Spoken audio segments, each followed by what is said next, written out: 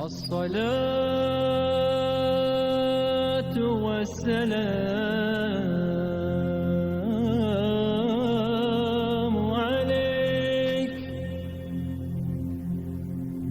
عليك يا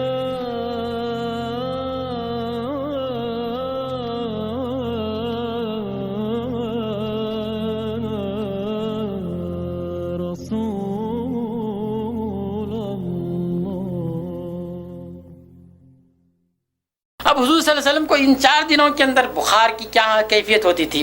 حضرت ابو سعید خدری کہتے ہیں کہ صحابہ کا ہم لوگ ایک گروپ آپ کی عیادت کے لیے گیا.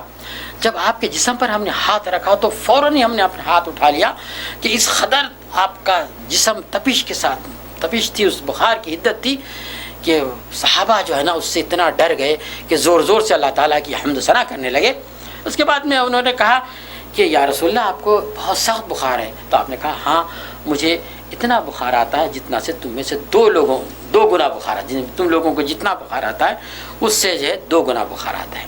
پھر اس کے بعد میں آپ نے کہا کہ خبردار کوئی مسلمان بندہ ایسا نہیں جسے کوئی اذیت پہنچے اور پھر اس کی وجہ سے اللہ تعالیٰ اس کے گناہ اس طرح کم نہ کر دے جس طرح سے درخت اپنے پتے جھاڑتا ہے. یہ حدیث آپ نے اس وقت بیان کی. اسے بخار کی شدت کے اندر ہم بھی کسی کی عیادت کے لیے جب جاتے ہیں تو ضرور بضرور یہ حدیث جو ہے نا ان کو یاد دلانا ہے کہ بھائی آپ کو جو ہے نا اللہ تعالیٰ نے جو مرض کی شدت ہے، جو مرض میں تکلیف ہے، اس کی وجہ سے اللہ تعالیٰ آپ کے گناہ کو اس طرح سے جھاڑ دیتا ہے. حضور صلی اللہ علیہ وسلم نے فرمایا کہ جس طرح سے درخت اپنے پتوں کو جھاڑتا ہے، مطلب پتے جھڑتے ہیں درخت سے، اس طرح سے اس آدمی کے گناہ جھڑتے ہیں. اس 4 دنوں کے دوران میں ایک مرتبہ حضرت بی بی عائشہ رضی اللہ تعالیٰ عنہ فرماتی ہیں کہ حضور صلی اللہ علیہ وسلم کی عیادت کے لیے بی بی فاطمہ جو ہے نا تشریف لے آئیں. اور بی بی فاطمہ رضی اللہ تعالیٰ عنہ کے بارے میں بتاتے ہیں کہ وہ ایسے چلتی تھی، ایسے قدم اٹھاتی تھی جس طرح سے بالکل حضور صلی اللہ علیہ وسلم، ایسا معلوم ہوتا ہے کہ جیسا کہ حضور صلی اللہ علیہ وسلم چل رہے ہیں. وہ باتیں بھی اسی طرح سے کرتی تھی جس طرح سے حضور اکرم صلی اللہ علیہ وسلم باتیں کیا کرتے تھے. اس طرح سے اتنی مشابہت حضور صلی اللہ علیہ وسلم سے ان کے ساتھ تھی. تو جب وہ آئیں تو حضور صلی اللہ علیہ وسلم خود اٹھ کے بیٹھ گیا اور کہے کہ میری بیٹی کو سلام. خود حضور صلی اللہ علیہ وسلم نے حضرت فاطمہ رضی اللہ تعالیٰ عنہ کو سلام کہا تو آپ سے لگ کر بیٹھ گئی. حضرت فاطمہ رضی اللہ تعالیٰ عنہ حضور صلی اللہ علیہ وسلم کے جسم سے لگ کر بیٹھ گئی. تو اس کے بعد میں حضور صلی اللہ علیہ وسلم نے آپ کے کان میں کچھ کہا تو فوراً ہی رونے لگی. جب اپنی بیٹی کو روتا ہوا دیکھ کر حضور صلی اللہ علیہ وسلم بھی تھوڑا سا غمگین ہوئے. اور پھر اس کے بعد میں آپ نے ان کے دوسرے کان میں کچھ کہا تو ایک دم سے رونا بند کر دیا اور ہنسنے لگی. تو وہاں پر حضرت بی بی عائشہ رضی اللہ تعالیٰ عنہ، بی بی ام سلمہ دونوں بھی بیٹھی ہوئی تھی. انہوں نے کہا کہ بھائی ہم نے کسی بچوں کو تو ایک دم سے ہنستے روتے دیکھا ہے لیکن کسی بڑے آدمیوں کو اتنا جلدی ہنسنا اور رونا نہیں دیکھا. ان کا روتے روتے ایک دم سے ہنسنے لگی. تو انہوں نے پوچھا کہ فاطمہ کیا بات ہے کہ تم اتنا جلدی رو رہی تھی اور اتنا جلدی ہنسنے لگی؟ تو بی بی فاطمہ نے اس وقت کہا کہ میں ایسی نہیں ہوں کہ اپنے بابا کا راز فاش کر دوں. بہرحال اس کے حضور صلی اللہ علیہ وسلم کے انتقال کے بعد میں پھر ان سے جو ہے نا انہوں نے پوچھا کہ کیا بات تھی فاطمہ، تم اس طرح سے رو رہی تھی پھر اس دم سے ہنسنے لگی؟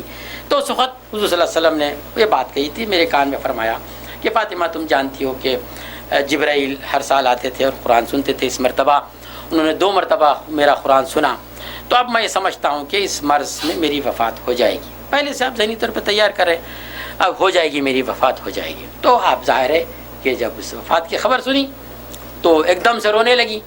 پھر دوسرے کان میں آپ نے کہا کہ فاطمہ تم میرے گھر والوں میں سب سے پہلے تم سے ملاقات کرو گی مجھ سے، اور پھر کیا تم اس بات پر خوش نہیں ہو کہ اللہ تعالیٰ تم کو امت کی تمام عورتوں کی سردار جنت میں بنا دے؟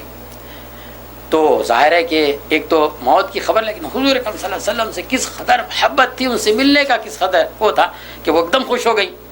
آپ جانتے ہیں کہ اس کے بعد حضور صلی اللہ علیہ وسلم کی وفات کے صرف 6 مہینے کے بعد میں حضرت فاطمہ رضی اللہ تعالیٰ عنہا کی وفات ہوتی ہے. ظاہر ایک موقع پر ان 4 دنوں کے اندر جو واقعات ہوتے ہیں، ایک موقع پر ایک بات میں حضرت فاطمہ رضی اللہ تعالیٰ عنہ، حضرت صفیہ آپ کی پھوپھی اور دوسری تمام خواتین جو ہے خاندان کی اہل بیت کی وہاں پر جمع تھی.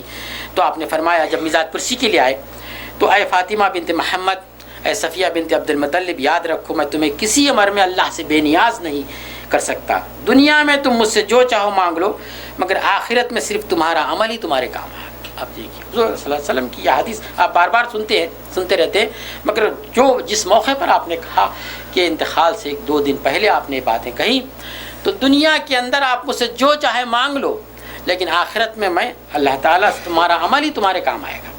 تو ہمارے پاس ضرورت ہے، ہم کو ہمیشہ دعا کرتے رہنا چاہیے کہ بار الہ قیامت کے دن حضور اکرم صلی اللہ علیہ وسلم کی شفاعت نصیب عطا فرما۔